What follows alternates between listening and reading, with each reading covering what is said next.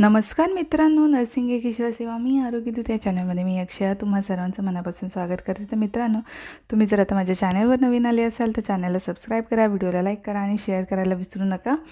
तर आजच्या व्हिडिओमध्ये आपण बघणार आहोत MSN सेकंडमध्ये विचारला जाणारा प्रश्न आहे जखम भरून येणे, द हिलिंग ऑफ वुंड्स. तर आपण त्याच्याबद्दल माहिती बघणार आहोत MSN सेकंडवाल्याचं. तर तुम्हाला तुमच्या सगळ्यात महत्त्वाचं मी नेहमी सांगते त्याप्रमाणे नर्सिंग ट्युटर तुमचे जे आहेत त्यांनी सांगितलेले जी नोट्स असतील त्या आधी फॉलो करणं गरजेचं आहे. ठीक आहे. तर आधी आपण जखमेची व्याख्या बघूया. तर त्वचा स्थितिस्थापकत्व हा गुणधर्म असल्यामुळे सुई टोचली किंवा इंजेक्शन दिले तरी त्या ठिकाणी छिद्र राहत नाही. ते याच गुणधर्मामुळे अशा त्वचेचा एकसंधीपणा जर नाहीसा झाला म्हणजेच ती जर फाटली तर त्या स्थितीला जखम असे म्हणतात. ही जखमेची थोडक्यात आपण व्याख्या बघून घेतली. म्हणजे त्वचेचा जो स्थितिस्थापकत्व हा गुणधर्म आहे त्याच्यामुळे सुई किंवा तुम्ही बघितलं असेल कोणी इंटर्नशिपला म्हणजे हॉस्पिटलमध्ये प्रॅक्टिसला वगैरे गेलं असेल तर त्यांना सुई टोचली जाते. तुम्ही पेशंटला सुई दिल्यानंतर ते होल राहतो का? नाही राहत. तर हाच गुणधर्म आहे त्वचेचा. तर अशा त्वचेचा एकसंधीपणा जर नाहीसा झाला आणि ती जर ती फाटली गेली तर त्या स्थितीत जखम असे म्हणतात. तर आपण ती कधी जखमा बऱ्याच प्रकारच्या असतात. कधी कट झाल्यानंतर जखम असते, त्याच्यानंतर ती स्टिच केली जाते म्हणजे शिवून टाकली जाते, ऑपरेशननंतरची जखम असते. तर आपल्याला प्रश्न विचारला गेला जखम भरून येणे. तर मी तुम्हाला माहिती असावी म्हणून ती जखमेची व्याख्या सांगितलेली आहे. तर आपण ही प्रोसेस काय आहे जखम भरून येणे ते बघूया. तर कोणतीही जखम चांगल्या रीतीने भरून येणे हा एकच महत्त्वाचा उद्देश असतो. जेव्हा जखम भरून येते तेव्हाच टाके काढले जातात. म्हणजे कोणती आता मी तुम्हाला सांगितलं जखम भरून येते, स्टिच आपण उघडी जखम आहे म्हणजे ओपन कट झाले खूप मोठं त्याला स्टिच केले का ऑपरेशननंतर जे स्टिच केले जातात तर त्यावेळेला कोणतीही जखम जेव्हा भरून येते स्टिच केल्यानंतर म्हणजे टाके घातले जातात. तर ते काढल्यानंतर सर्वसाधारणपणे टाके घातल्यानंतर 8 ते 10 दिवसानंतर टाके काढण्या अगोदर जर आपल्याला त्या ठिकाणी जखमेमध्ये रक्त साकळल्यामुळे सूज दिसत असेल किंवा टाके ताणल्यासारखे दिसत असतील तर सायनस फॉर्सेप्स साह्याने जखमेच्या कडा असतात त्या हळूवारपणे दूर करून त्यात लहानशी निर्जंतुक रबरी किंवा प्लास्टिकची ड्रेनेज ट्यूब असतात, ड्रेनेज ट्यूब ती सरकवायची असते व ती 48 तास अशी ठेवायची असते. तर सगळ्यात महत्त्वाचं म्हणजे कोणतीही जखम चांगल्या रीतीने भरून येणे हा एकच महत्त्वाचा उद्देश असतो. तर जेव्हा जखम म्हणजे स्टिच घालण्याचा, तर जेव्हा जखम भरून येते तेव्हाच टाके काढले जातात. जेव्हा जखम भरली जाते आता तर तुम्हाला सध्याच्या स्टिच म्हणजे सध्या परिस्थितीमध्ये म्हणजे स्टिच काढायची गरजही लागत नाही. बऱ्याच ह्याच्यामध्ये सी सेक्शन असू दे किंवा ओपन हिस्टेक्टॉमी किंवा कोणतेही ओपन ऑपरेट आहे त्याच्यामध्ये डिझॉल्व असणारे स्टिच काढले म्हणजे घातले जातात ते आपो किंवा स्टेपलर मारले जातात. तर अशी प्रगती झालेली आहे. बरेच डॉक्टर स्टेपलरचे पिन्स असतात, एक स्टेपलर असतो त्याच्याने स्टेपल केलं जातं आणि ते स्टेपलच्या पिना स्टिच काढायची गरज नाही, स्टेपलच्या पिना नंतर काढल्या जातात, रिमूव्ह केल्या जातात काही दिवसानंतर, 7-8 दिवसानंतर, 8 दिवसानंतर काढली जातात. किंवा डिझॉल्व होणारे पण स्टिच असतात किंवा एकच थ्रेड नॉट ठेवलेली असते तो फक्त कट करायचा, नॉट ओढायचे, अशाही प्रकारचे सध्या नवीन प्रगती झालेली आहे. न्यू मॉडर्न डॉक्टर जे आहेत ते वापरतात. तर ठीक आहे, तो नंतरची गोष्ट. तर रक्त साकळल्यामध्ये कधी सर्वसाधारणपणे टाके घातल्यानंतर 8 ते 10 दिवसानंतर टाके काढण्या अगोदर जर आपल्याला त्या ठिकाणी जखमेमध्ये रक्त साकळलेलं दिसलं, हेमॅटोमा दिसला किंवा सूज असते, कधी असू शकते. काही लोकांच्या म्हणजे जे हे असतात जखम असतात स्टिच घातल्या ठिकाणी पसही होऊ शकतो. तर अशा प्रकारचं असतं. तर टाके ताणल्यासारखे दिसत असेल तर सायनस फॉर्सेप्स असतो, त्याच्या साहाय्याने जखमेच्या कड्या हळूवारपणे दूर करायच्या आहेत. तर लहानशी निर्जंतुक रबरी अथवा प्लास्टिकची ड्रेनेज ट्यूब सरकावेवर ती 48 तास तशी ठेवायची आहे. ठीक आहे. तर दुसरं आहे जखम भरून येत असताना ग्रॅन्युलेशन पद्धतीने भरून येते. जखम भरून येत असताना काय होतं तर ग्रॅन्युलेशन पद्धतीने भरून येते.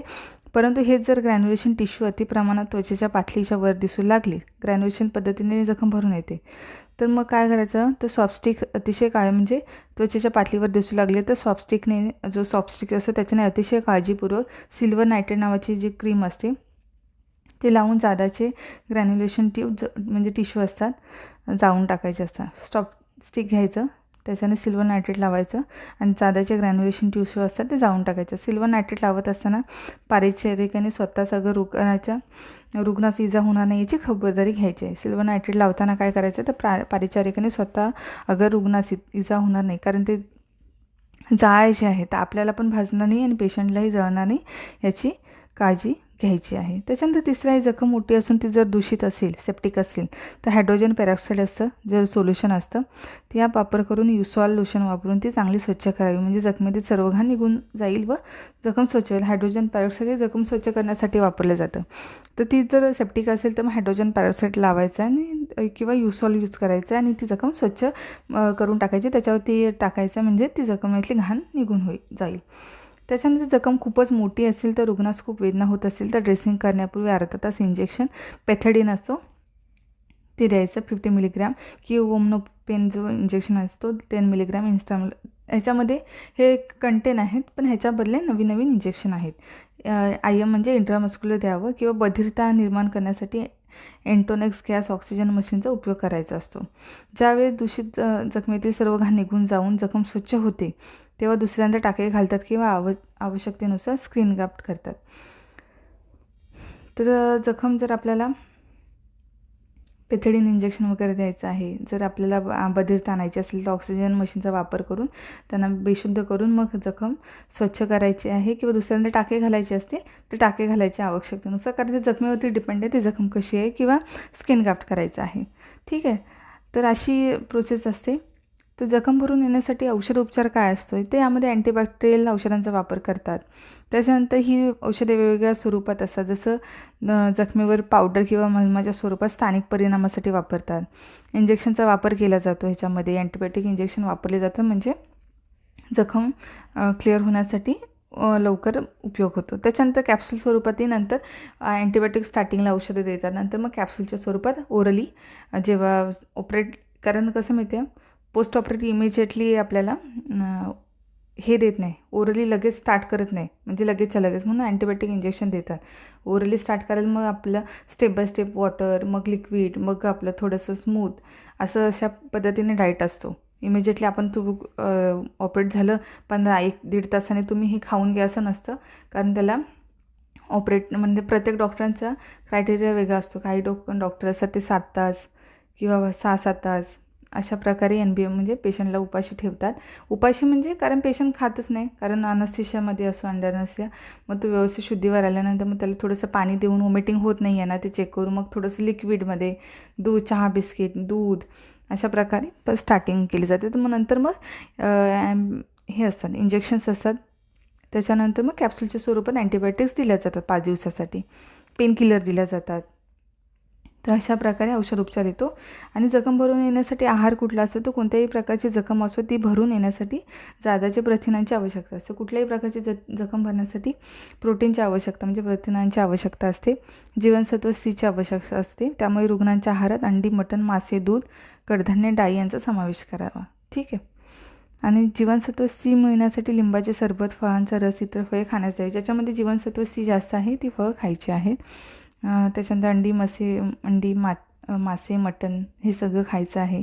जीवनसत्व Cची आवश्यकता ह्याच्यामध्ये जास्त, प्रोटीनची आवश्यकता, डाळीचं प्रमाण, पालेभाज्या ह्याचं प्रमाण आपल्याला ठेवायचं आहे व्यवस्थित. हे तुम्ही अजून लिहायचं असेल त्याच्यामध्ये आहार लिहू शकता. पालेभाज्या खाऊ शकता, हिरव्या पालेभाज्या खाऊ शकतात. जे प्रथिनांमध्ये येतात त्या गोष्टी जास्त प्रमाणात इंटेक त्याचा वाढवायचा आहे. ठीक आहे, इंटेक इतका भरपूर नाही की तो ह्यालाही लिमिट्स असतात, म्हणजे जेवणाला किंवा आहाराला. एकदम जखम आताच्या आता भरून यायला पाहिजे असं नसतं, कारण जखम भरण्याची प्रोसेस असते, ती हील होण्याची प्रोसेस असते. तर अशा प्रकारे आहार घ्यायचे. तुम्ही नोट्स पटापट काढून घ्या आणि लवकरच भेटू आपण मग पुढच्या व्हिडिओमध्ये. इतकेच माझा हा टॉपिक होता. तर तुम्ही लिहू शकता जखम भरून येणे, द हिलिंग ऑफ वुंड्स असा प्रश्न विचारला जातो 5 मार्काला टिपा लिहामध्ये, तर तुम्हाला तो लिहायचा आहे. तर आजचा व्हिडिओ मला कसा वाटला नक्की कळवायला विसरू नका. लवकरच आपण भेटू पुढच्या व्हिडिओमध्ये. बऱ्याच लोकांचे कमेंट्स आहेत हे व्हिडिओ पाहिजे ते, मला जमेल तसं बनवते मी. आणि काळजी घ्या, मस्त राहा, स्वस्त राहा, अभ्यास करा. धन्यवाद.